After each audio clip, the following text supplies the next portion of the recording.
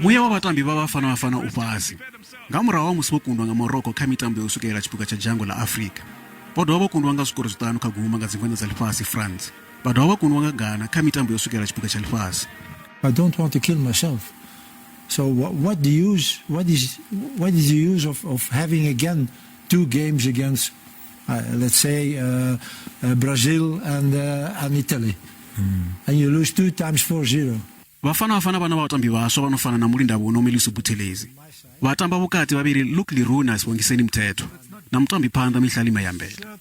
Zakhele lipasa wa Ilonde Pirates na Khauhelo Sekota vuvisiwa. Mutambi makono wa Mamelodi Sundowns Themba Zwane 9 okhethiwa lwo thoma. Ubva tshe Bros va dzhena tshiduloni. Ukunda Sierra Leone na Botswana zwi ḓo vhuisa mafulufulu kha thimu. We can have two victories. Okay, the confidence within the team will be again there. The confidence of the people will be again there. Bafana Bafana khou ḓilugisa u tamba na Liberia kha mitambo mivhili nga Ṱhafamuhwe. Kha mitambo ya u dzhenelela mitambo ya dzhango la Afrika.